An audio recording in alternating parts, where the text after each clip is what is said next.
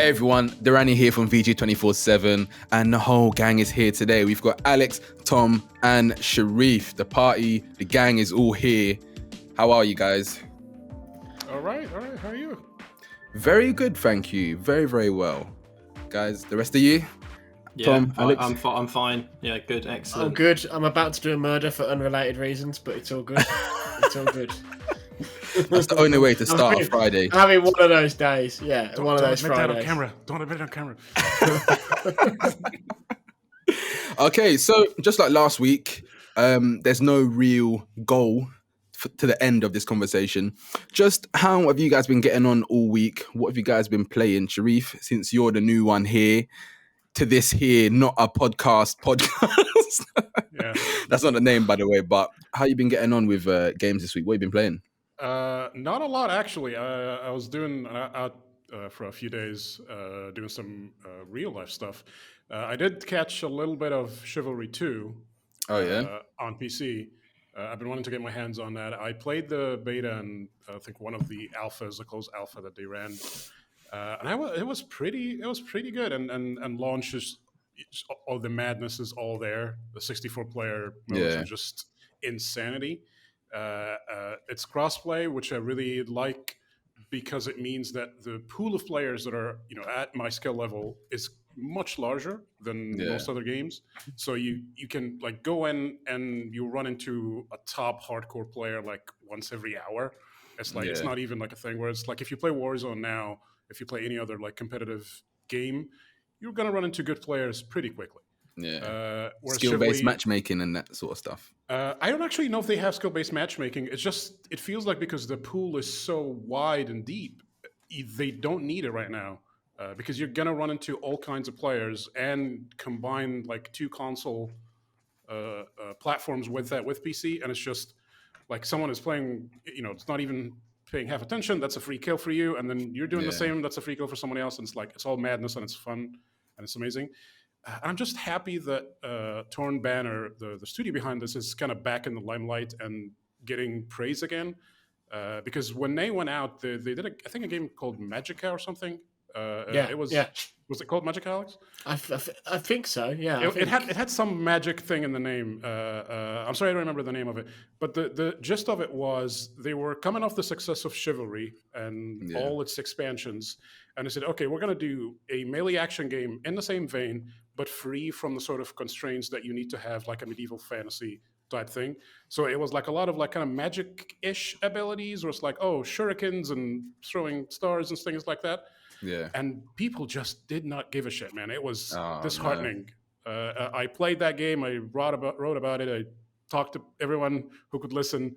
They had a pretty rough going early on. I think they dropped the price and then I guess gave it away for free, and just nobody cares. And I was like, guys, if we can't get behind like a violent like arcadey game like this, how are we gonna sell like touching indie personal stories? Like what's wrong with people? Like I was like it was madness. So I'm just happy to see them on the other end of that now, doing something cool and finding success with Chivalry 2. Yeah, Tom was speaking about it last week, and my gist of it is that it doesn't take itself too seriously. Like it's got like very serious mechanics on it, but it doesn't. It just like come and slice people up for some fun. It's not that deep. Just come and have a bit of fun.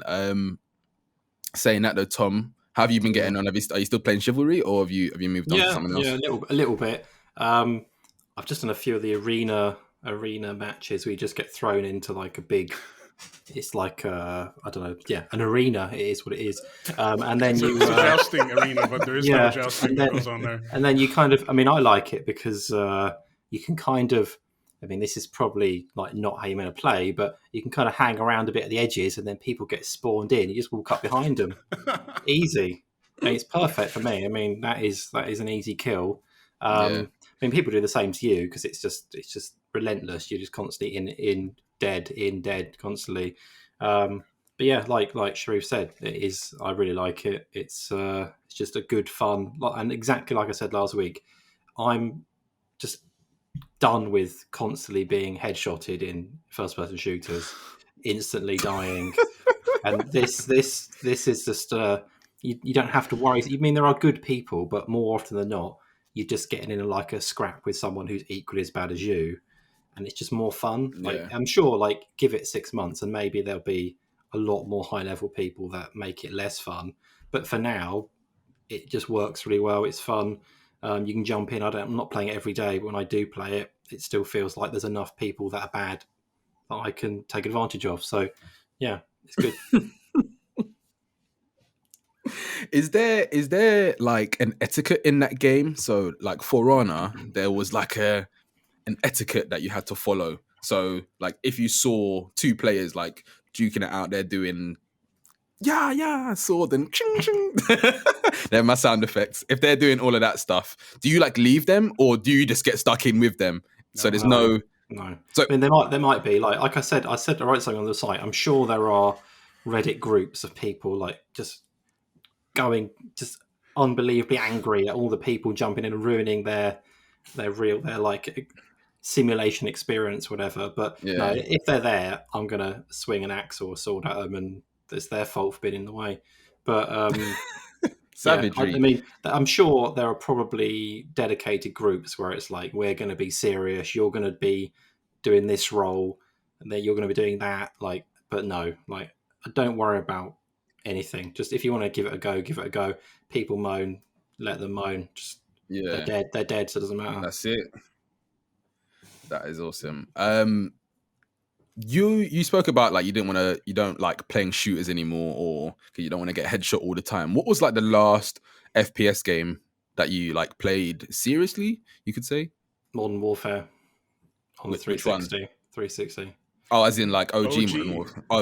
Okay, cool.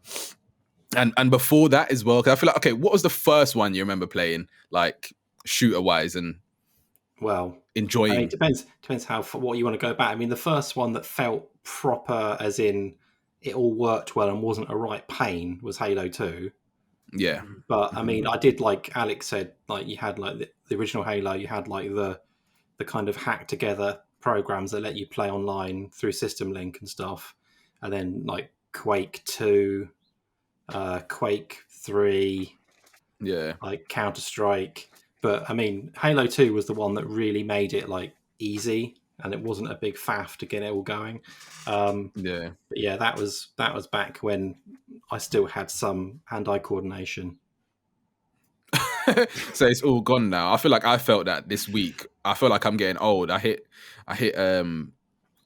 26, and I promise you now, like I know.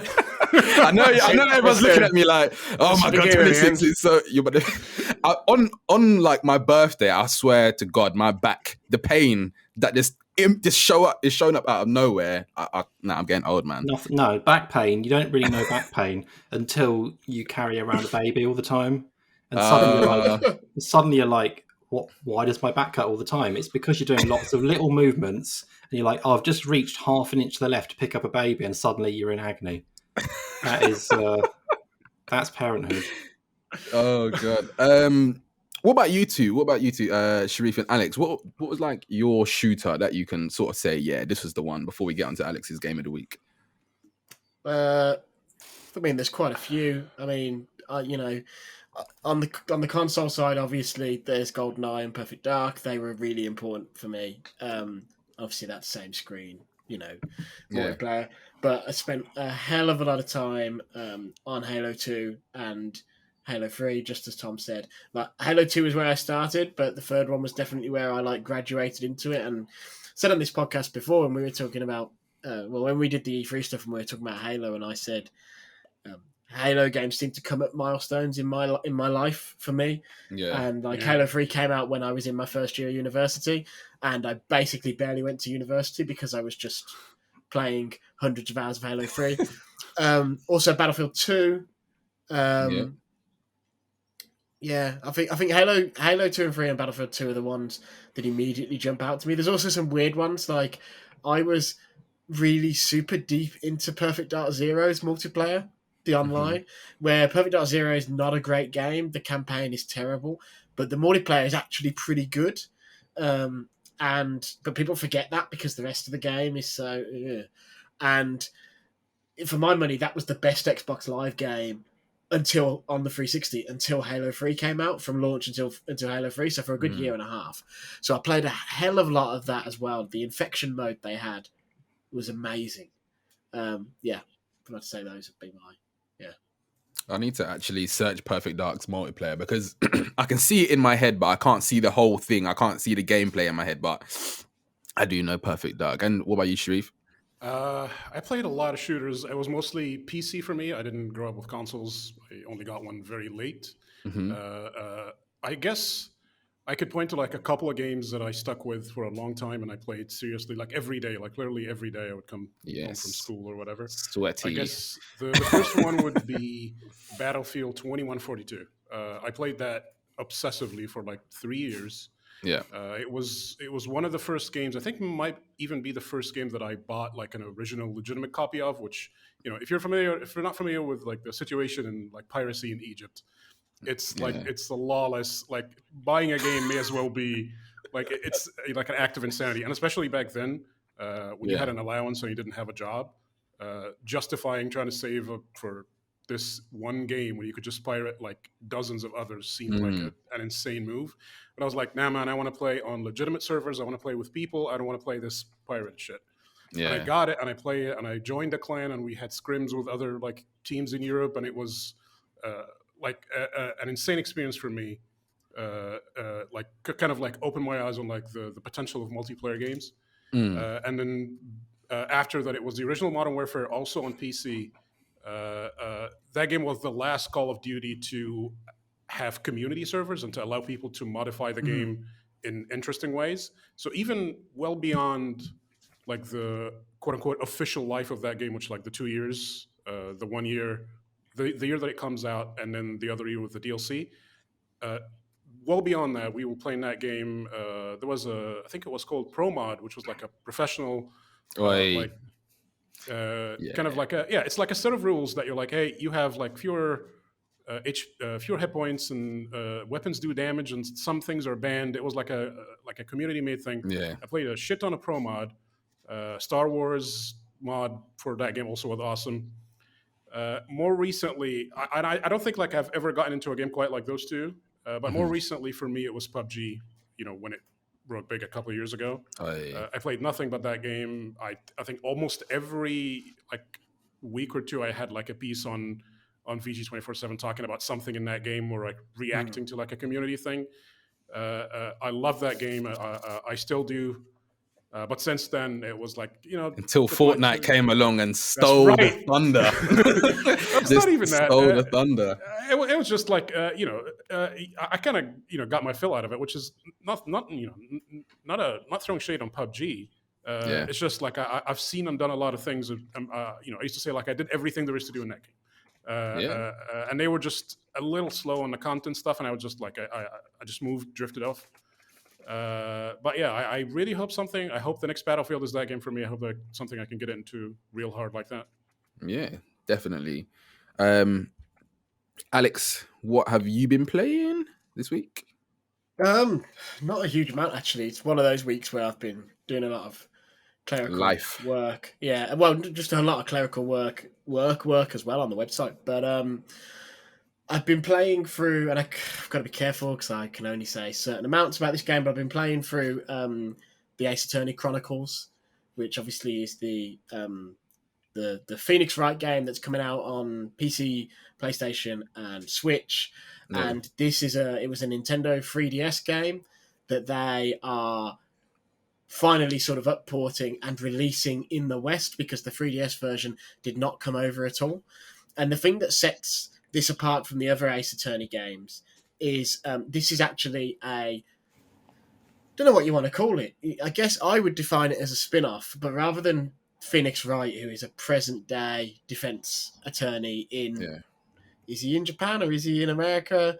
The English translation is a bit weird about that. I think they decided they were going to localize it and make it like he was in America, and then change their mind halfway through. Yeah. So halfway through, it just flipped to them being in Japan, sort of, but they never really acknowledge it. Anyway, enough of that. My point is, rather than that modern day stuff, this is set in like the 1800s, 1900s. I don't know exactly when it's set, and it's sort of him coming from Japan and part of it's in England as well, and there's a character that's basically Sherlock Holmes and all that sort of stuff. But it is... The name's in reverse, though, right? Yeah. It's Sherlock Holmes. Yeah, we can't skip over that.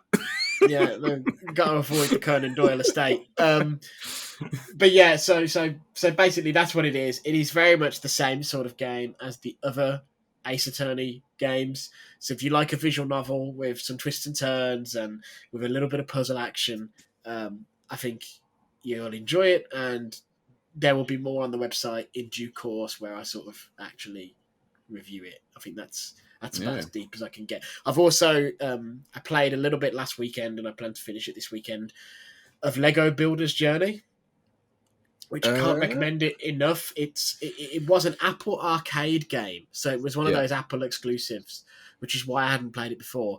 But it's finally come to PC, and there's two cool things about it. The first thing is it's just a cool Lego game, so it's like a puzzle game where you're using Lego bricks. That is literally all it is. That's the island one, right? Sorry, is that like... Yeah, but it takes lots of different forms, but yeah, you're moving bricks around to solve little puzzles. Yeah. Yes. Yeah. But the other cool thing is if you have a 30 series or 20 series NVIDIA RTX graphics card, it's like a ray tracing powerhouse showcase of a game because it's only rendering a very small space with just Lego bricks. It's just using all that power to render literally photoreal Lego. That stuff. It looks impressive. Even as someone who does not care about Lego one bit, it looks just stunning. Whoa there. It looks rad. And as somebody who likes Lego a great deal, there's definitely a lot of cool stuff on that front. And so I've been really, really enjoying that. And then the other thing I've been doing, I'm picking it up here, is trying to fix an RTX 3080 where I don't know what the deal is, NVIDIA here, but like I have been speaking to them about it. But like this fan, this card is, when did these come out? Like 6-8 months ago? Yeah. That's the founders as well, isn't it? And this well, that's what I'm into. He's an NVIDIA's product technically, but this fan, you can see if I try and flick it, it doesn't stay moving. Yeah. Whereas this one, that's going forever. WD-40, just spray it. Oh yeah, I just spray some liquid into this GPU. But yeah, I'm probably going to tear it down, I guess, and see if I can fix it. But that's fun. Do you know what? That expensive stops working. Yeah, I was about to say, when expensive products stop working, it is the most infuriating thing. Anything that you spend more than £500 on, doesn't matter what it is, that needs to work forever. I don't care what it is. Graphics cards burn out over time, right? But this is very young.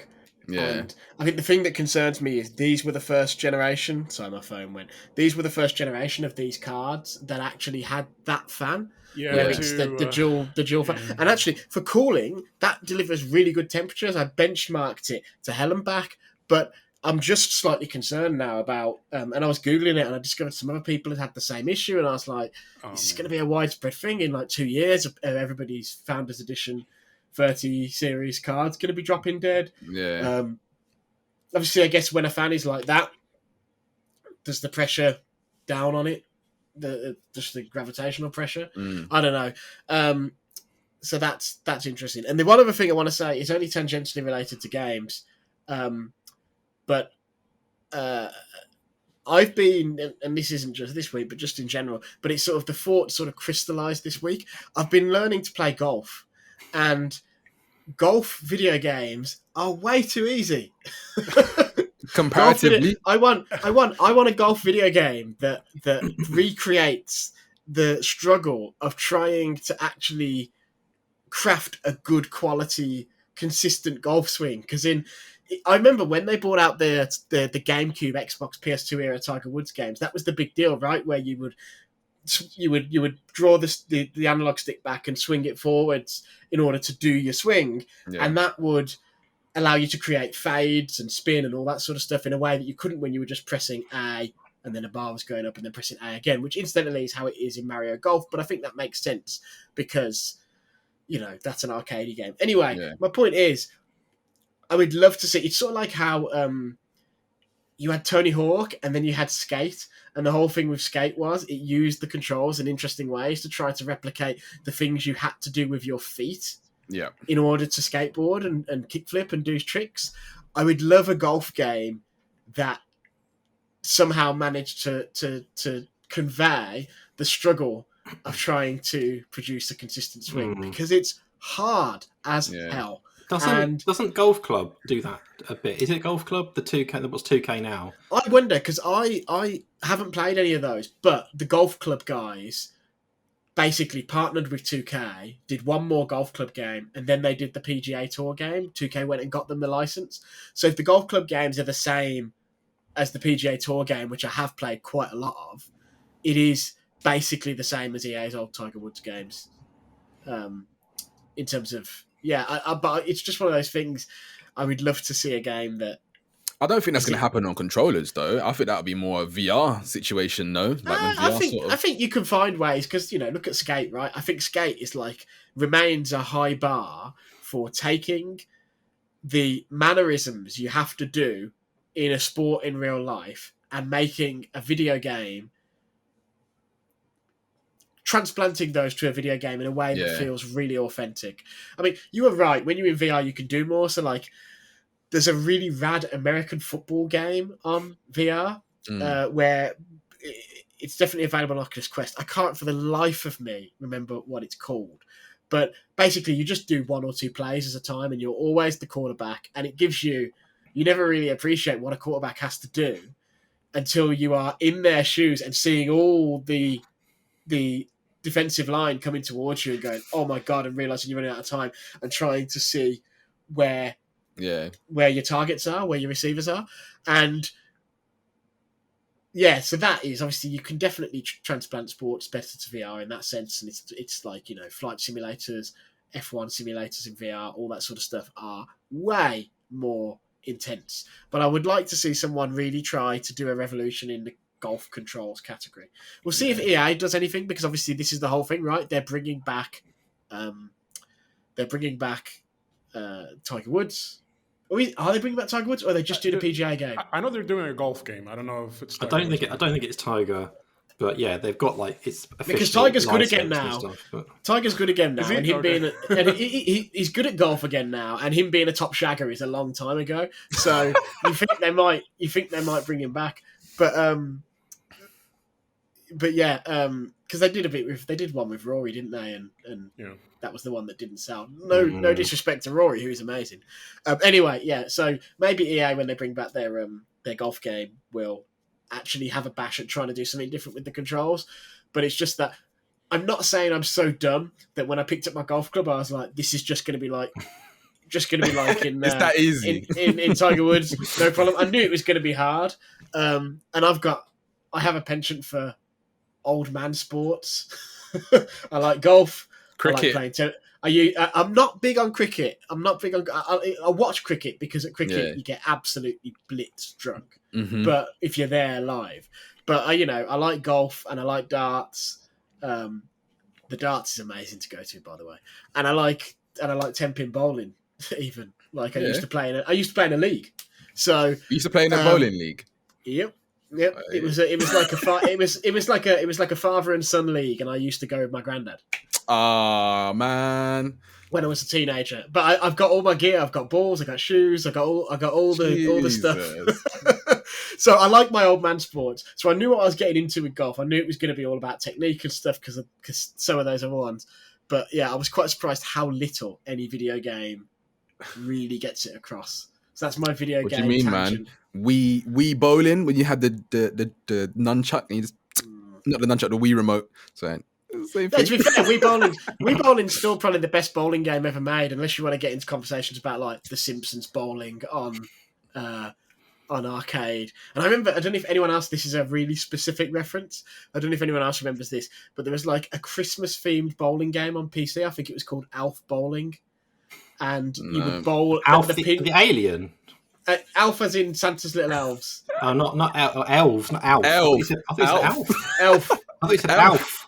No, but I think it was called. I think it was. I don't think it was called Elves Bowling. I think it was called Elf Bowling. This is but where anyway, accents are accents. this is the accent thing. But anyway, it was like the pins were the elves, and they would do things like pull their pants down and moon you, and stuff like that. And all I remember is 1 year at school, everyone was obsessed with that game. People had installed it onto all the school PCs and stuff like that. This game is real. I'm telling you, it exists. I'm not crazy. Are we all staring at you in disbelief right now?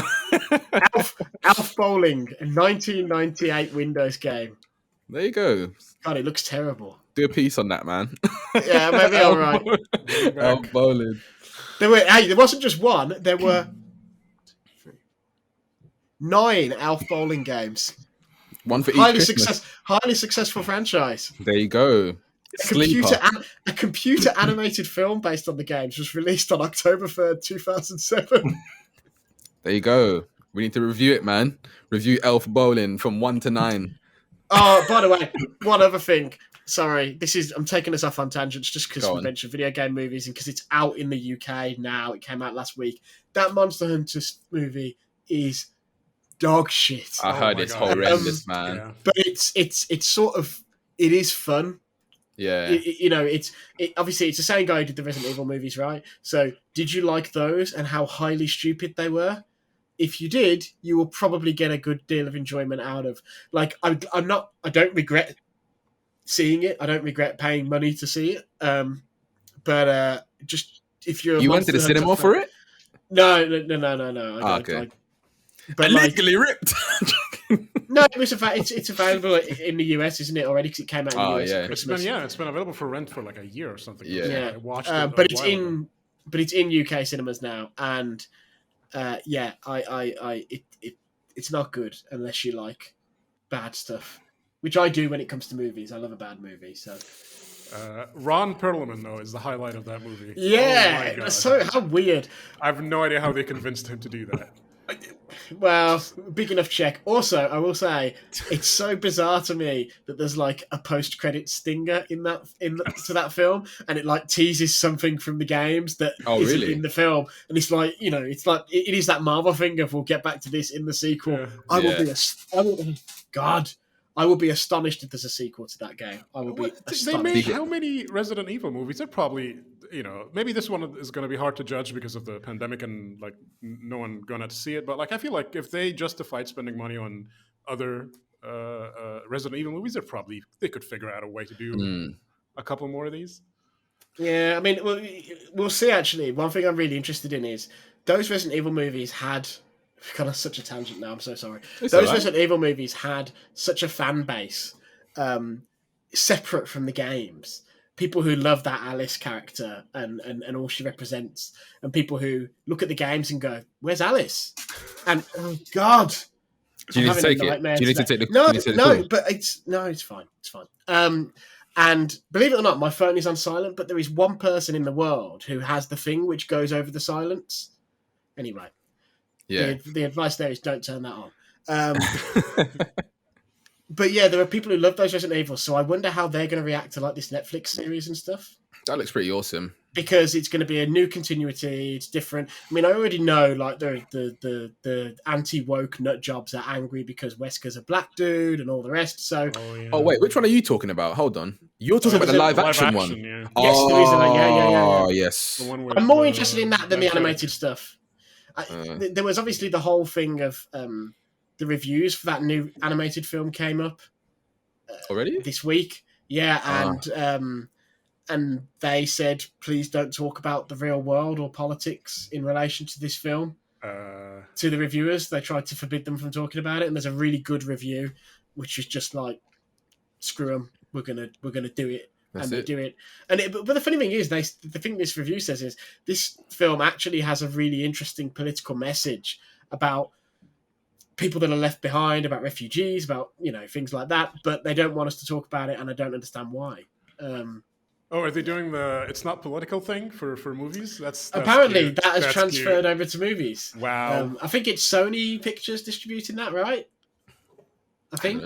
I just didn't expect this to carry over to movies, I guess. Did you feel like when you say this, so what are you speaking about? Just like summarize that for people that might not know, because you're talking about how people don't want politics in gaming. Well, no. Well, it's not. Well, everything is political. Like, there's not a single piece of art that is not political, right? Yeah. It's just when companies in games, at least, I don't know what what happens in movies. But in games, a lot of times when they want their games to be serious and to tackle mature themes or, for lack of a better term, political themes, not to talk about Trump, but to say, here's the refugee crisis in this fake game on Mars, in this fictional situation on whatever. That's a political theme. But when they promote the game and then when they go out and talk about the game and then they get asked about like, okay, is the game going to come out one way or another on this fictional conflict? Is the game has any message to say on this fictional conflict? They're like, no. We're not trying to make any statements here. It's just a situation that we created. And they always like back off like this because they don't want to alienate or piss off a certain segment of the audience that when they kind of see these flags, it's like, oh, they said this game's going to be fight. It's going to ruining video games. I'm not going to buy this game. And they want to steer clear of that. And they just want to ride the middle as much as possible. And it's so funny because you play those games, it's like you clearly have a message here. It would have been great if you had, back to your own message. And talked about this like in pre-release or like post-release. And having a political message, the other thing that these shitbags miss all the time is that having a political message doesn't mean that they're going to succeed or that they're going to have something meaningful to say, right? Yeah. Like you could have a political message just on the surface and then just not talk about it, like the Deus Ex, the second Deus Ex from Eidos, they had the whole like mechanical apartheid thing in marketing. And the game didn't really delve into that. And you could say, oh, well, the game wasn't finished. Maybe they could have covered this if they had been given the time.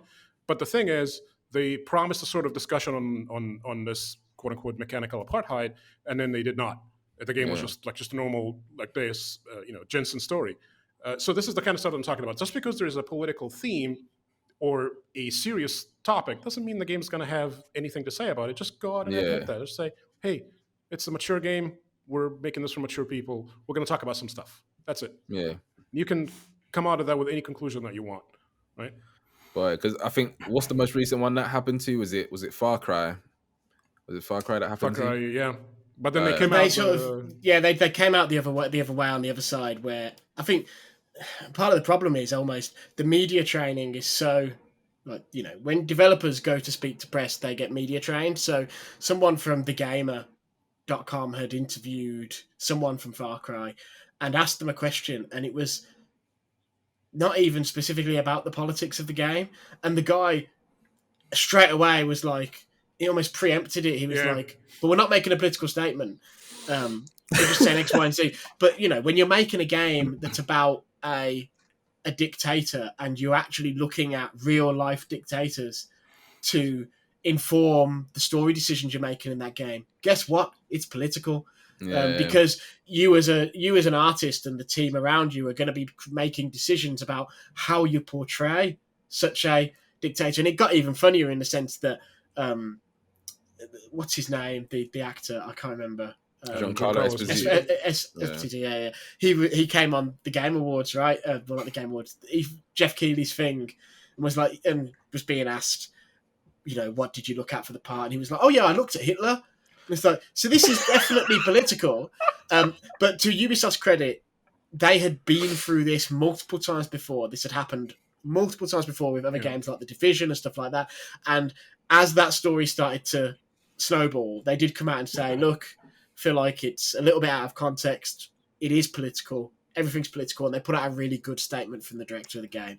Yeah. But the idea that nothing can be that things are apolitical. It's like there's been this is outside video games, right? But there's been an Alien project like revealed, talked about today, as in the movie franchise, and basically the director or the producer, whoever it is, writer, whoever it was, someone involved with that said, this is not going to be a story about Ripley, but we're going to tell a story that is sort of about what happens when the inequalities we have today are taken to their natural conclusion and aren't stopped.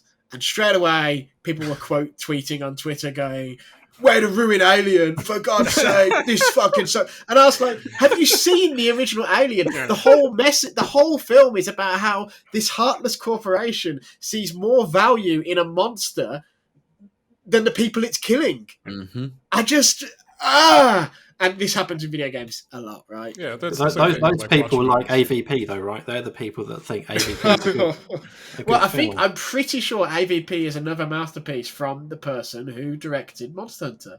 So, what? Oh Lord, that's him, right? It's bringing it back. Him, right? Bringing it all back.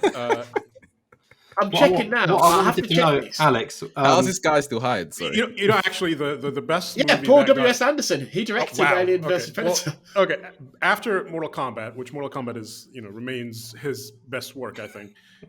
A little bit below that is Event Horizon. That movie, I watched that the other week. That movie, wow, it does not hold up. It's such a dumb '90s movie that it's a horror, like supposed to be like a Lovecraftian horror movie in space. That gets a few things right, and then it ends with like techno music, like Mortal Kombat. Like the credits clearly roll after you've seen people like gouge out their eyes and like all the madness that happens in that movie. The credits is like, boom, boom, boom, boom, boom, boom, and it's like, oh my god, stop! What are you doing? Anyway, there's recently like a 4K remaster of that thing that you should seek it out if you're interested in that. Yeah, Tom, you was going to say something. I was going to say, I mean, what's the political message behind Elf Bowling? Labour issues. I was going to say it's probably about Santa abusing his workforce, right? I mean, they probably really get into it after the 9th game. But, 9 games and they only just get into it. Did you say that Mortal Kombat's directed by the same guy who done Alien vs Predator? No, sorry. All of those films. His entire career is littered with he found his niche, which is video game trash and trash based on other things. So, for instance, he did Mortal Kombat. He did Event Horizon, which is an original movie, and I want to speak in Event Horizon's defense a little bit. Where if you read about that film, it does sound like a lot of studio meddling sort of wrecked the idea that he had to begin with. So maybe it was going to be good. But he did Resident Evil, he did that whole series, he did Alien vs Predator, which of course is technically based on a game because the game came first. He was the producer of the Dead or Alive movie, which is still the best video game movie ever made. I'm not joking, by the way. I'm dead serious about that one. It's beautiful trash, beautiful garbage. He did the Dead or Alive movie, so that's kind of blowing my mind, He did the Three Musketeers. The worst video game movie, actually the worst. It's the Tekken movie. Oh, what is this? Terrible. It's like a straight to VHS, straight to DVD deal. Straight to VHS, And it is so bad. It's so bad that Bandai Namco are just pretend it doesn't exist. Like Capcom acknowledges the Street Fighter movie quite openly, but Bandai Namco don't want to acknowledge that it even exists. It's that bad.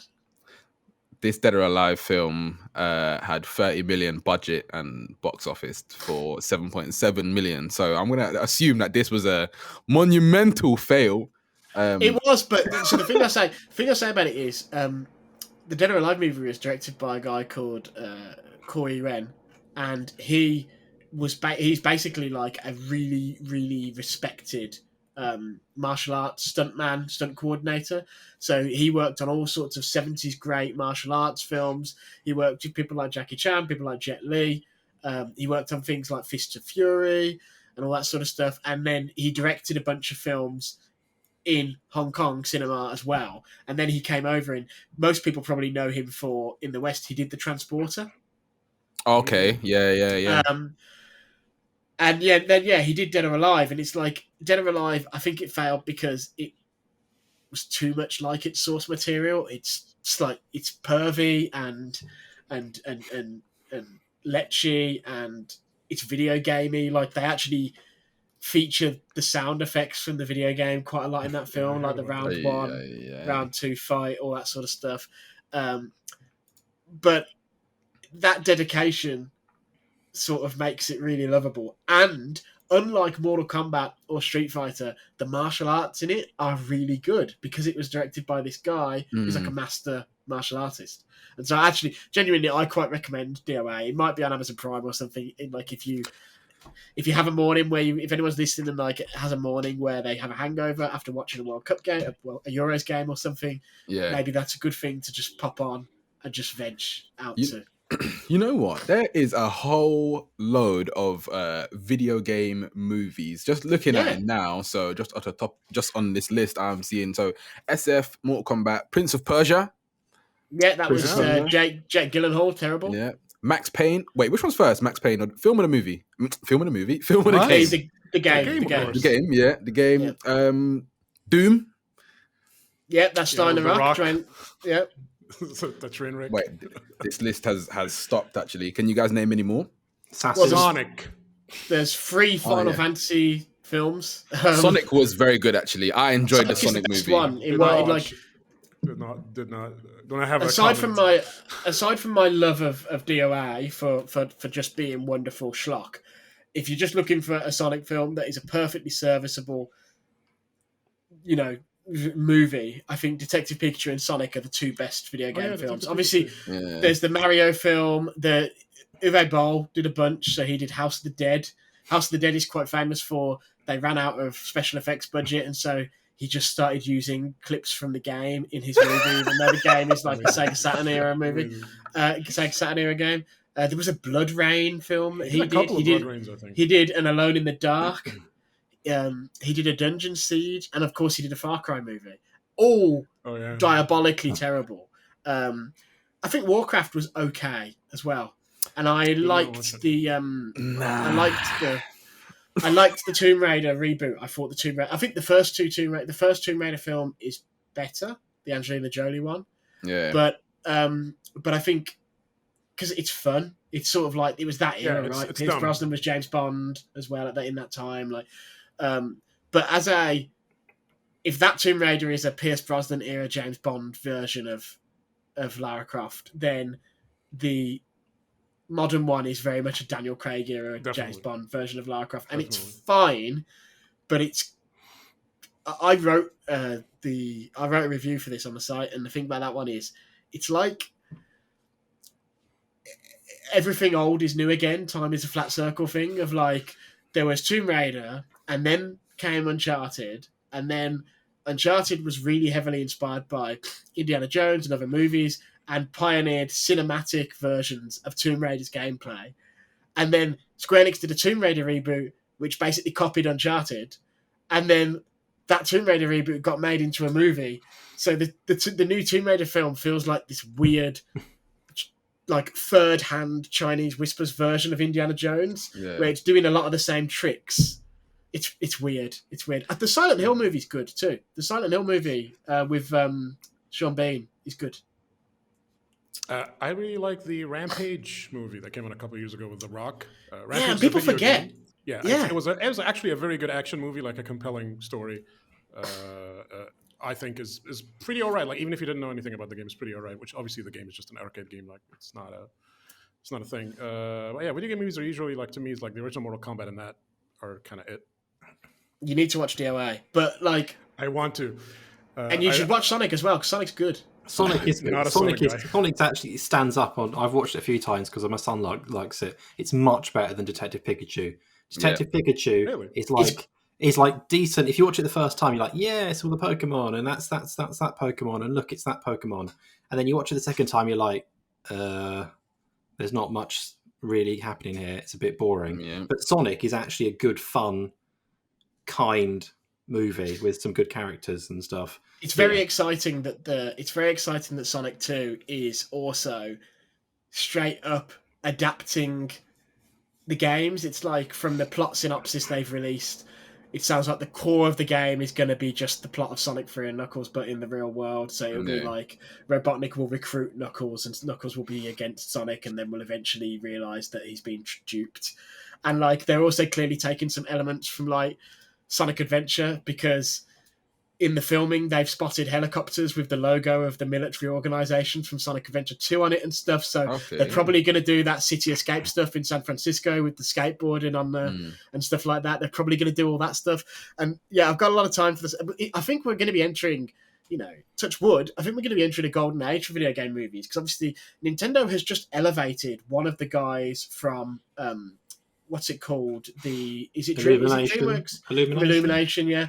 To their board because they are making a Mario movie.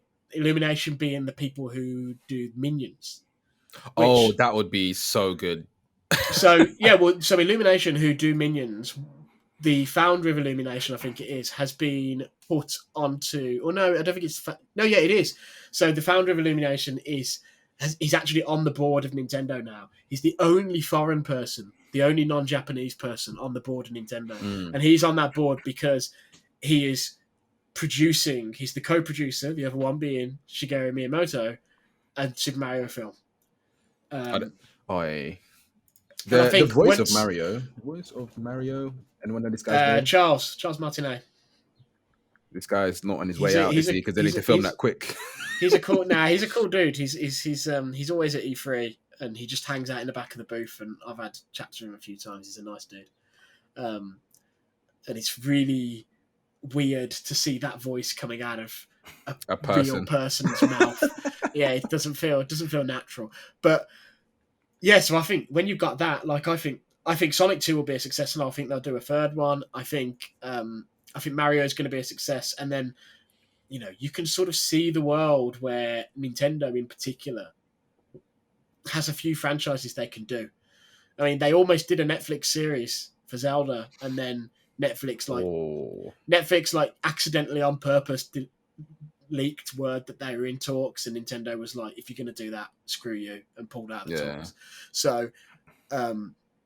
We will see on that front. Yeah, there's obviously the Sony PlayStation production stuff. They're doing Uncharted. They talked about like a TV show on Twisted Metal. I feel like they're going to turn, obviously, The Last of Us, HBO.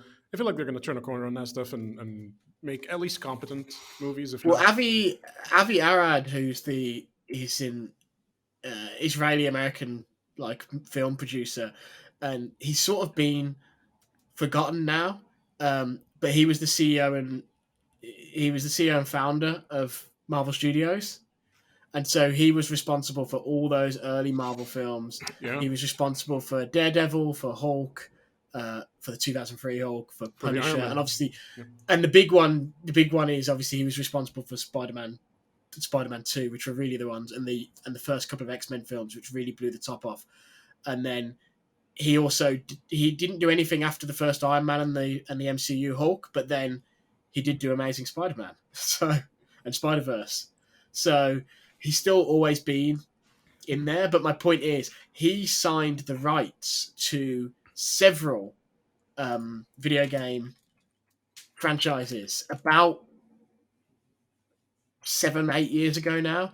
He still has the rights for Mass Effect, Uncharted, Metal Gear Solid, and I want to say Infamous. Oh, that would be nice. And so working already on a Metal Gear Solid film, yeah, and that's what's his name? Who did Kong, right? Big beard man. He's got a big beard. Beard man. I forget his name. Jordan something. Jordan something. Yeah. We've also got Borderlands soon, right? Which Borderlands as a game is like I'm not sure about, but the cast of that film is very good. Pretty good. Yeah, stacked cast. Uncharted, The Last of Us is coming as well. Gears of War. Apparently, there's a Ghost of Tsushima game. Oh yeah, the John Wick, the John Wick director. Rabbids film, Space Invaders, Saints Row. I would absolutely love a Saints Row film. That would be awesome. I actually had and read years ago one of the script drafts for the Mass Effect movie. I've lost it now. It's gone into an old hard drive somewhere. It's probably still here somewhere, but someone sent it me on the sly. What was it about? So it was actually a First Contact script treatment. So it was actually Anderson was the main character. All right. But what I know is that not long after I had read that treatment, they had scrapped that and decided to just do a straight adaptation of the first Mass Effect game. And so I think that is what it will end up being inevitably. But I would love to see that as well. And there was that weird thing with Henry Cavill, right? Where what the fuck was that? Just like this. He was, he'd printed out a bunch of Wikipedia pages about Mass Effect and was reading them on a flight. And it was like, why is he reading all these? Is he researching? I wonder if that's maybe an animated feature. Oh. I could see that. But yeah, if they do that, hopefully they should cast a female shepherd, right? They should, Mass Effect is one of those games that would work really well in a sort of serialized TV show, like a limited series, like 8 or 12 episodes. I feel. Well, what's that Amazon show? The sci-fi show that everyone loves. The Expanse. I haven't watched it, but like it is the best sci-fi show on TV. Traitor to the website Kirk told me that because I'm a Mass Effect fan, I should watch that. But I still haven't got around to it. Yes, it is legitimately one of the best sci-fi works ever, especially in modern politics in sci-fi, and not so much the weird ideas, Isaac Asimov and Dune kind of stuff. It's really good, and yeah, definitely, it's basically most of the show revolves around a group in a ship doing stuff, and you could definitely see you could sort of like kind of align the threads of like, oh well, if this were Shepard, then this is Liara and this is Dr. Chakwas. Like if you could put this group together, you could definitely have a Mass Effect show, and I feel like that would be the perfect recreation of that in film or like other media. I feel like a movie would be like a little bit, they would worry about like the time and they need action and and they would just pick something massive. It's like, oh, the Reapers are invading, and it would just lose all of the magic of Mass Effect, which is to me the moments and characters. Everyone's looking for the next MCU though, right? Which includes TV, of course. So like I actually think a Mass Effect movie is probably how we eventually reach that elusive CSEC cop procedural thing. Like you end up either that game, either the movie's a success and that game gets made as a small scale spin-off, or the movie's a success and they make that as a TV show or whatever. I feel like it's but everyone's looking for the next MCU or the next Star Wars, because Star Wars has sort of crashed and burned. I don't know that anybody's looking for Star Wars right now. I think. Well, not. I don't mean consumers, but all the producers are all saying, "What's our next?" And it's like that's why I think Nintendo is quite interesting, because they do have,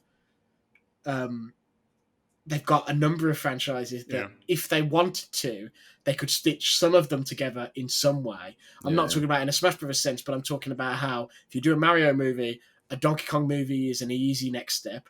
Mm-hmm. And then once you've got a Donkey Kong movie, you can connect those two together.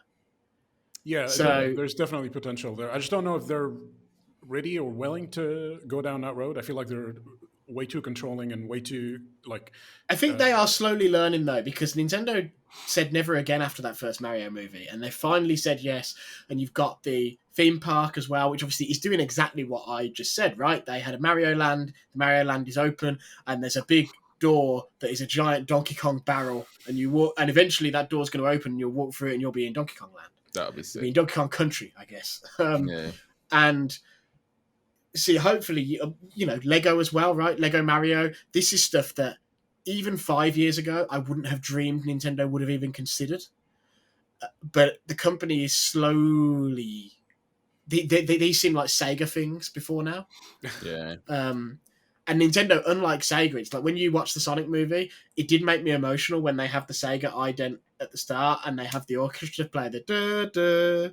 But the one thing about that ident is, and a friend of mine helped to choose all the games that are in that ident. And I was talking to her about it, and I was like, the funny thing about it is, though, you've got that ident and it's got all these famous games, but there isn't one other franchise in there you could make a successful movie out of. Unless you, like, wrote some bizarre Streets of Rage script or Yakuza script that has nothing to do with the games. You could make a successful Yakuza movie in Japan, but it wouldn't be successful in the West because you would have to dub it and all that sort of stuff, and people don't like dubbed films and all that. But it's like, I was looking, I was like, Phantasy Star, Golden Axe. Hang on, didn't Takeshi Miike make a couple of Yakuza movies in Japan? Maybe. I'm not the biggest Yakuza fan. I'm pretty sure he made... No. I mean, he made a billion things, but I'm pretty sure he made like at least one Yakuza movie. It wouldn't surprise me, to be honest. But it's that thing, you look at the Sega logo and you're like, there's not really another movie here. You're not going to make a Crazy Taxi movie. Or maybe you are. Maybe you're going to like remake Speed and it's going to be Crazy Taxi. But that'd actually be quite good. If anyone Crazy Taxi would be but awesome. But you look at Nintendo's IP and it's like you can see, like, I can see a Star Fox movie, a kid's Star Fox movie, easy. and I can see a Zelda. Zelda probably would be more suited to a TV show, like a Castlevania style thing, right? Yeah. Anime Zelda. Oh man, I would lose my mind if I ever saw that. Yeah, they have a lot of things that could work in different ways, and I feel like they're just kind of. Would you remember in the like early 2000s, John Woo bought the rights to Metroid to make a Metroid movie? Ooh, yeah, that is something that happened way back when, and of course that's the. I don't know how that's gonna work, but Brie Larson, right, is a mega Metroid fan, and I don't think John Woo's got the rights anymore. But she has said many times that on her like dream bucket list of characters, Samus would be one of them. I don't ship that idea. Nah, that'd be rad. I think she's great. Nah, I think she's great. Nah, she's mediocre at best. She's all right. That would be sick though. I think just seeing Samus real life, that would be awesome. But yeah, maybe not for Brie though. Maybe not for Brie. These conversations always surprise me how we just end up speaking about like this, like a random thing. I blame Alex for. I did cause this today. Sorry. We've just gone speaking about films for half an hour. There hasn't been much news this week. Yeah, that's okay though. That's okay. We were still speaking about games, and that was an interesting conversation to be honest. It started off with Monster Hunter being it's Monster Hunter movie being questionable, and look where we ended up. Does anyone have anything they want to just end on? Anything they just feel like people need to know?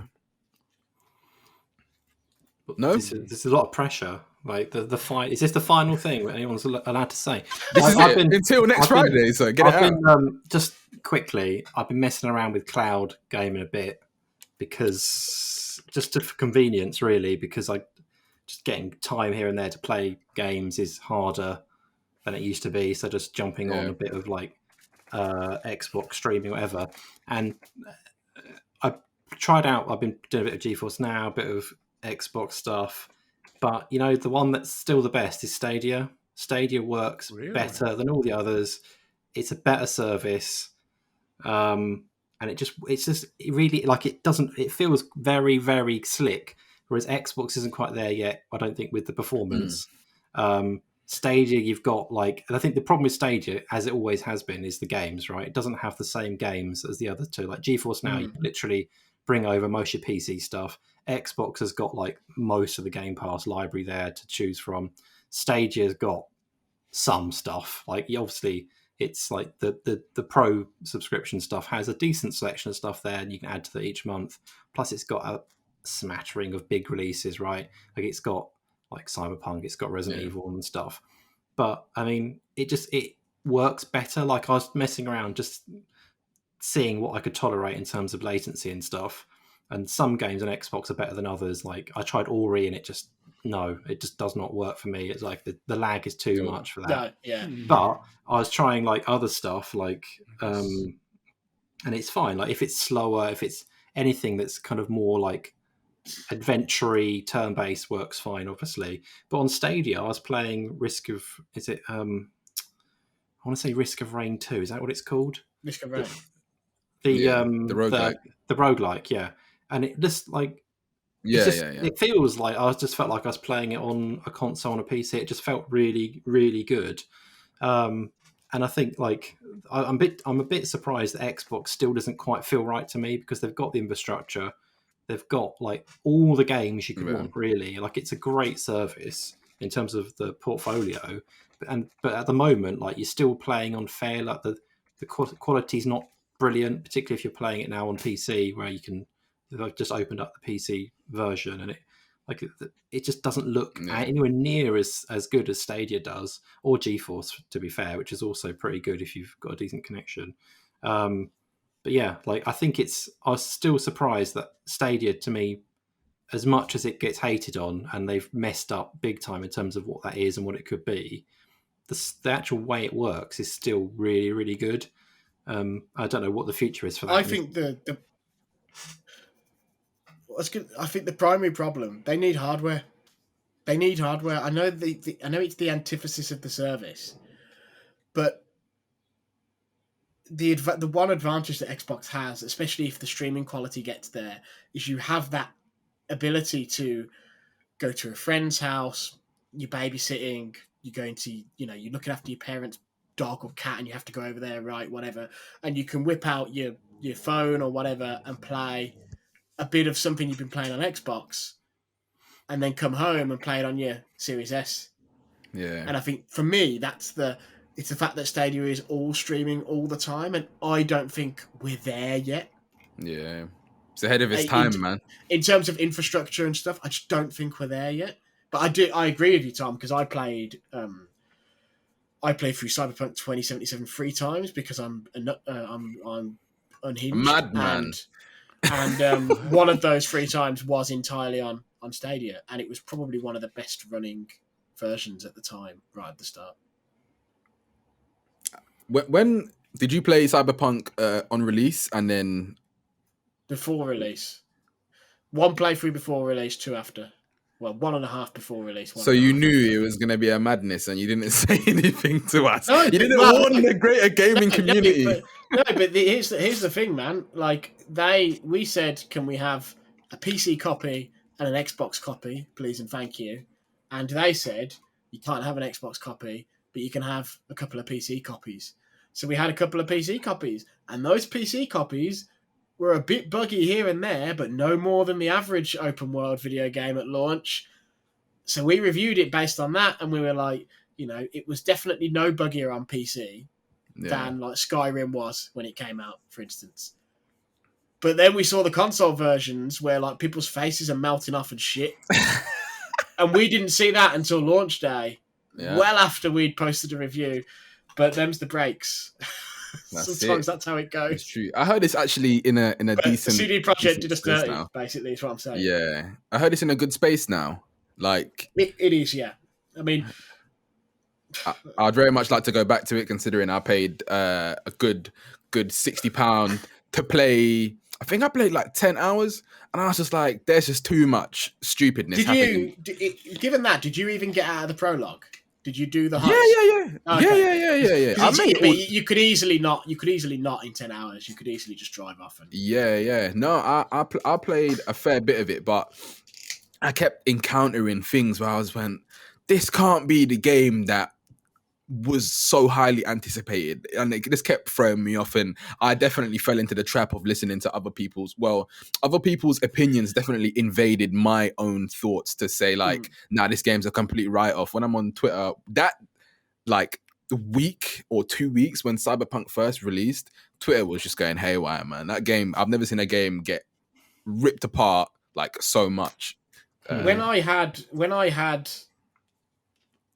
the review code, I encountered exactly 3 nasty bugs, I would say.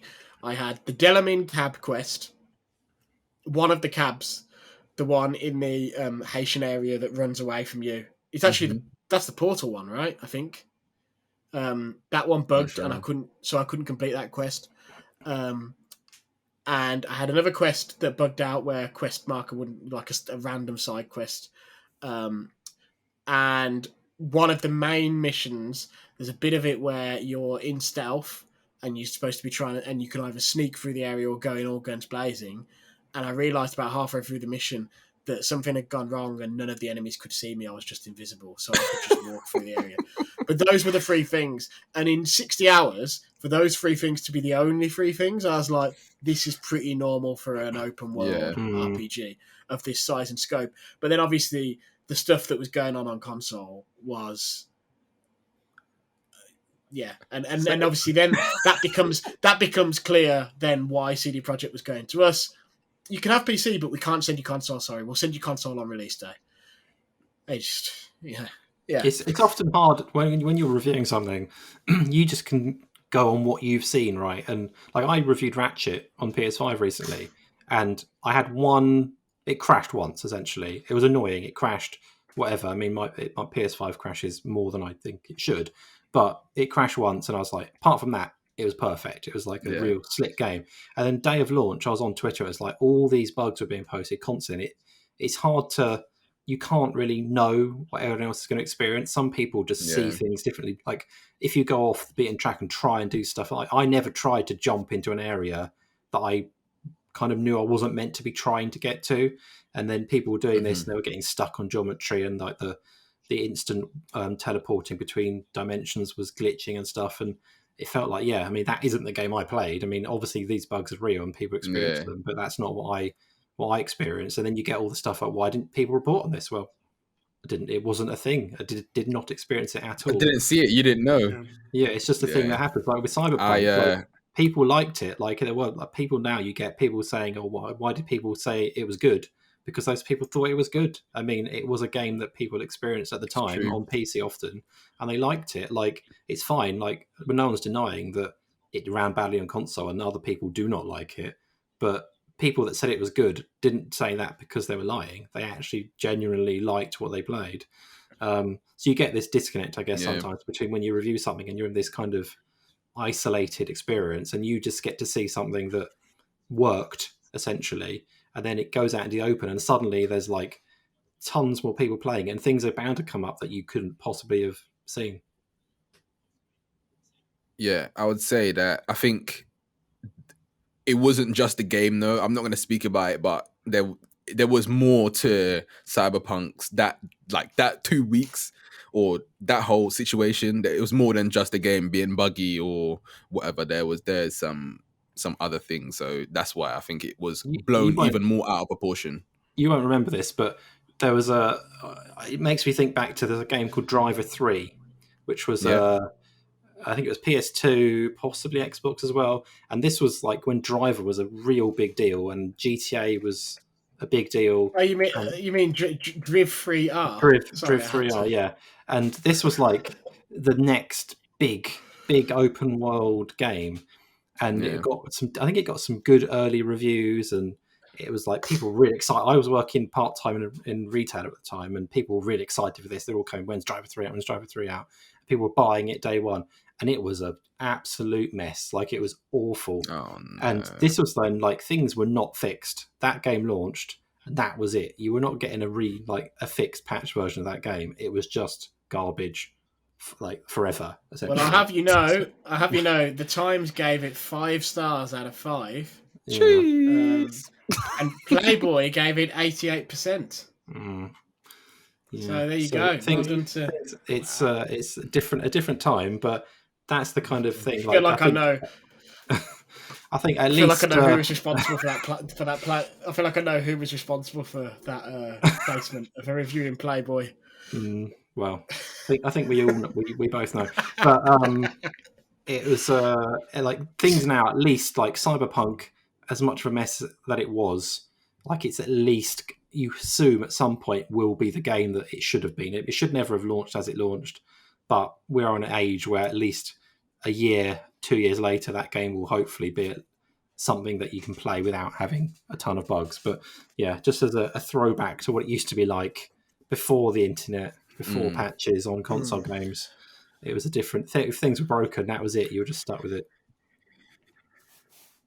I'm just going to throw this in there to say that in 1 to 2 years, like after release, like the game should, like, I feel like they should have just waited 1 to 2 years to then just release the game in general. I think I'm such an anti-hero when it comes to games. Just release your stuff when it's ready. Like, I know, of course, there's so many other things that it's so easy for me to just say, just release it when it's ready. I know they've got producers or someone looking down and saying this needs to come out here because it's slated for this and there's deals and agreements and the one thing I'd say about Cyberpunk as well is I think history has been extremely kind to The Witcher, because The Witcher, the third one that is, was pretty messed up when it released. Not to that degree, but in some ways to do with just how it was, like in terms of performance and stuff, but also in terms of, people forget now, they had to change the whole user interface, the whole menu system. They just scrapped it, pulled it out, and put a new one in 6 months after release. And they did rebuild the combat in Witcher 2, and they did a bunch of stuff in Witcher 2 in like the enhanced edition. They do this a lot, but yeah, I don't think anybody was expecting how broken Cyberpunk was. No, and but I guess what I'm getting at is, if they had given Cyberpunk, it came out in November, right? So if they'd given it another 3 or 4 months and put it out in March at the end of the fiscal instead, I do wonder if it wouldn't have just had a very similar reception to The Witcher, and then they would have gone in and tweaked and done what they needed to do over time, just as they did with The Witcher. I think that is my greatest worry as well, is the fact that because they've had to spend this last 6 months fixing the game, I hope this means they don't therefore feel less inclined to do the same sorts of things that they did to The Witcher, because the things that made that game, that made Wild Hunt truly great and truly got it to that game of the generation status, was in a large part all the tweaks they then went to make it perfect.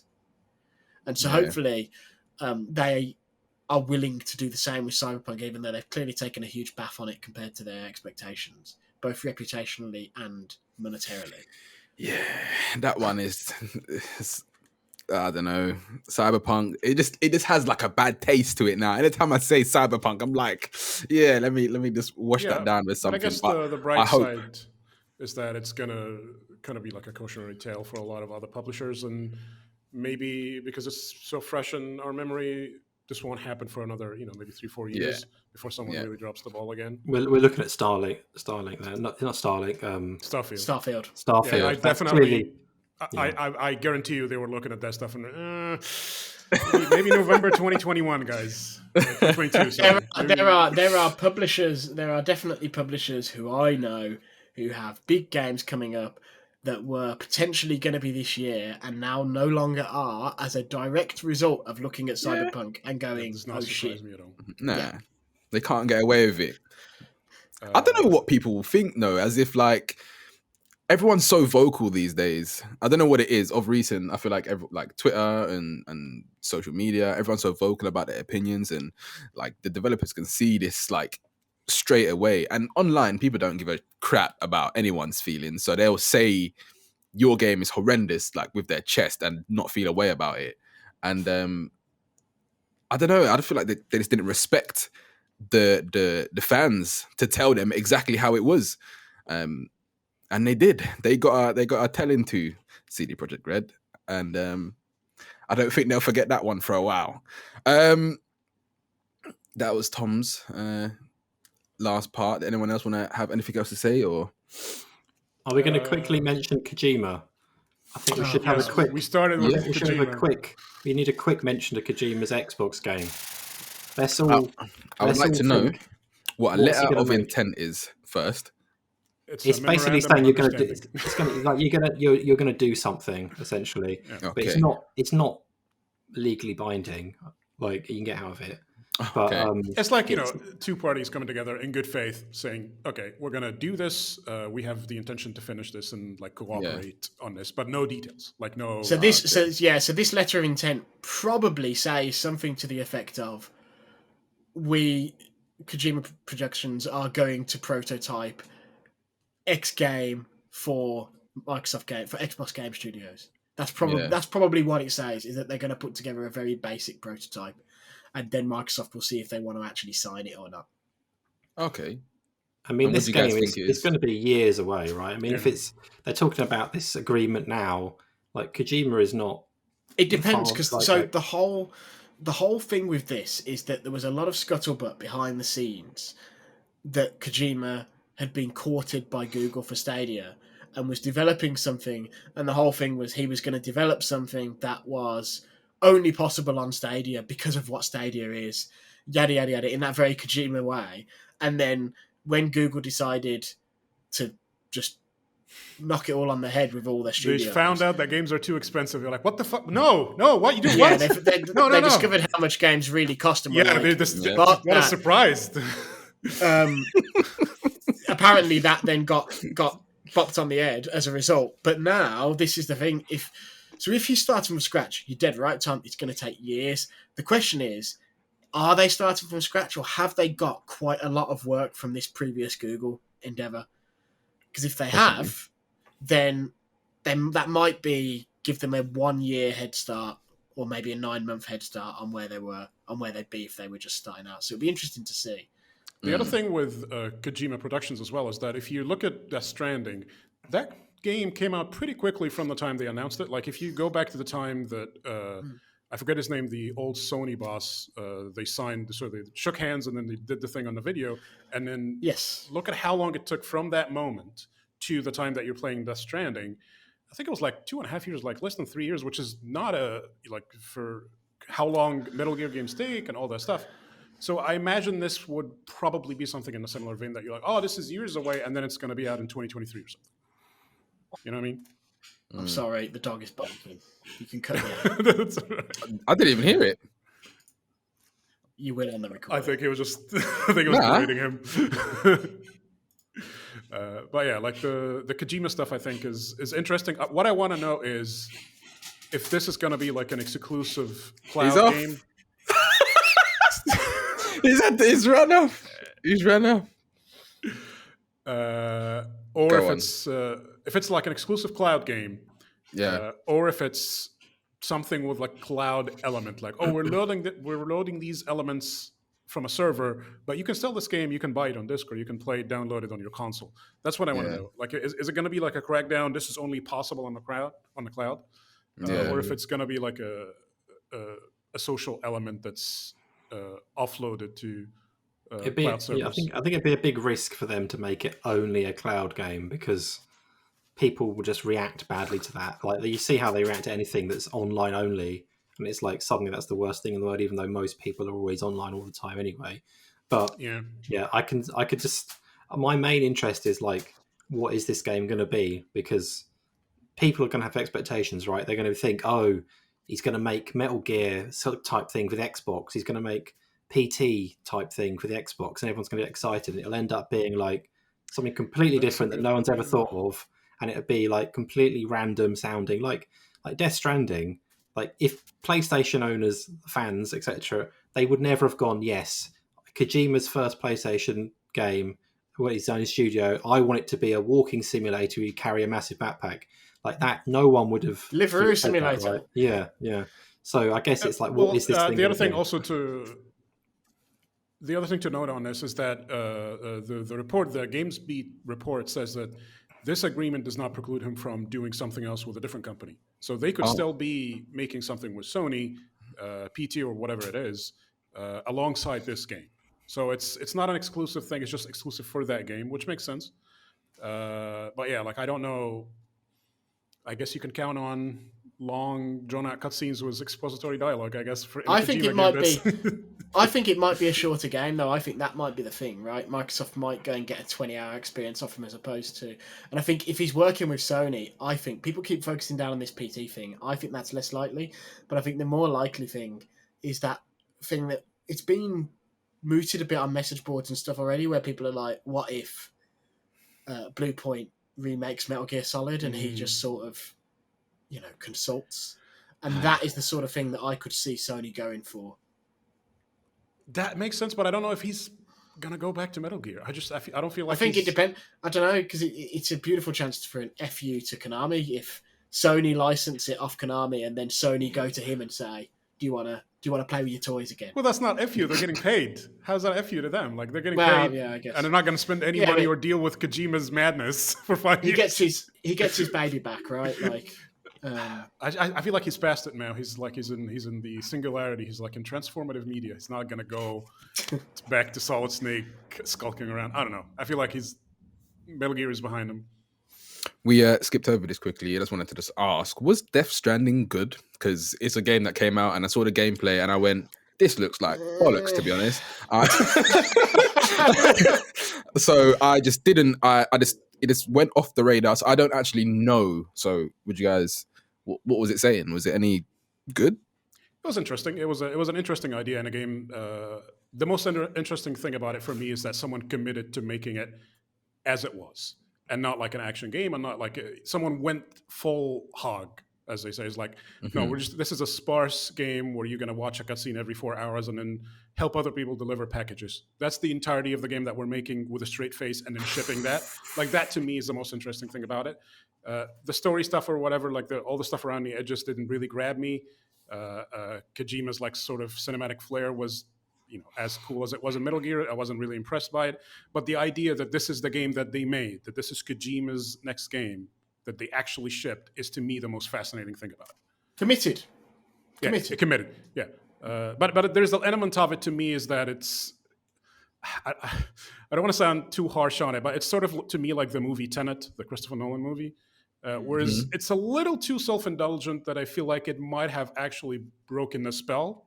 But I don't want to be, like we'll have to find the next project from these people to truly say. But it was a little like, yes, you're giving complete freedom, but also maybe someone should have come in at some point and says, slow down a little bit. Yeah, like what's going on here? Yeah, like maybe a little bit of interference. Like I'm not saying like a draconian overlord, but like a little bit of interference. Like, you always talk about people needing editors, and I feel like that game needed an editor. I'm going to throw this out there. Elf Bowling 10. That's going to be Is it Game coming out? Awards. It's going to be at the Game Awards at the end of the year. I can't believe it just stopped. To be honest, I'm shocked. Elf Bowling 10. Especially after a successful movie adaptation. Just keep it rolling. We are definitely going to have to play this. The last one was Elf Bowling Hawaiian Vacation. It was on DS as well. No way. Oh, it's on Steam. It's on Steam, dude. By the way, Sherif, you mentioned Tenet. What's wrong with Tenet, man? What's wrong with that film? I think that film's awesome. When you watch it for the fifth time, you're like, yeah, man, I get it now. This is not a movie podcast. I will share my thoughts on Tenet with you privately. Okay. That movie was a mess. I think it might be his worst film. I just hear you're supposed to watch it on a Game Boy Advance screen or whatever. Yeah, the audio mix is really going to shine on a Game Boy Advance speaker. You're not going to hear anything at all. Beautiful mono speaker. That's what you want. But like to me, those two things, like Tenet and Death Stranding, exist in sort of the same ether of like an auteur, director, creator of some sort, giving complete freedom, and this is what he comes up with, and it's like, maybe complete freedom is not the best thing ever. One thing I will say, see, like people like Kojima and stuff, yeah. There is, like studio heads. So like people who own studios, yeah. There's like a group of them who are like the whole studio. Does that make sense? Yeah, at least. Like, see how but the lead is the whole, like they are the whole face of the whole company. That's what Sherif means when he says, about an auteur director, right? Like someone who, there aren't many of them, but like there's Kojima. You can certainly say about Ken Levine. You can say about what's the Last of Us one? People like Warren Spector, Neil Druckmann, for sure. Neil Druckmann, yeah. Cliff Bleszinski when he was in his heyday. You could to an extent, but it's funny because I do think there's a difference between fame and being actually on that Kojima Levine level. It's sort of like Tetsuya Nomura, right? The Final Fantasy and Kingdom Hearts guy is definitely in that sort of world, except people definitely realise that those games are more of a team effort than they do with Kojima's games. Mm-hmm. It's interesting. I don't know if that's because, when you look at Nomura on Final Fantasy VII, he's surrounded by a bunch of other quite famous people as well. Yeah. I don't know if that's it. But yeah, there are definitely people who have that sort of celebrity and their name alone. So Casey Hudson as well, like, has obviously just this week announced he's starting that new studio, and he's definitely always been on the cusp of being one of those people. Definitely. Who is that? As well. Who is that, sorry? Casey Hudson created Mass Effect. Yeah. Oh, okay. But yeah, that's one of those things. I guess it's exactly the personification of that example, is that there's no way you look at Mass Effect and think, oh, Casey Hudson is the brain behind this entire operation, baby. Like, there's no way. Yeah. There's just no way. Like, a game less complex and massive as this, like, there are teams of writers and teams of directors. But yet, MGS5 is really complicated, but because it's exactly, yes. Yeah. But then when you think of Mass Effect, the first face in your head that pops up, real people behind the game, Casey Hudson. When you think of Metal Gear, Kojima and Yoji Shinkawa. And it's like, it's this like meaningless thing that you're like, yes, but also they have a minimal contribution compared to these other people. Yeah. It's weird. It's I wonder how the people in the studios feel about that. Yeah. Like how they all come together to make a game and then one person gets the credit, basically. That must be quite annoying. The Gears of War, God of War guy, Corey, what's his name? Balrog. Yeah. Balrog. Balrog. I just it's because his name looks so similar to the Street Fighter character. I just always pronounce it as a Street Fighter character. Yeah. I read that and I read his surname, and to me it reads like a typo of Balrog as opposed to what it actually is. That's amazing. I always do it. One day I'll do it to his face. So, right. I think that's it. Some interesting topics came up at the end there. We spoke about films, or film adaptations. No, game adaptations. Sorry. But that was a nice one. To be honest. I like how these conversations go. I say it all the time that it just ends up in a random place. But yeah, we are gonna start refining these a bit more, and it might not always be on Friday. If you made it all this way, it might not always be on Fridays. We're gonna have to rethink and But that's been us, really. Tom, Alex, Sherif, and Durrani from VG247. Peace out, guys. Watch Dead or Alive. No. If you take one thing away from this.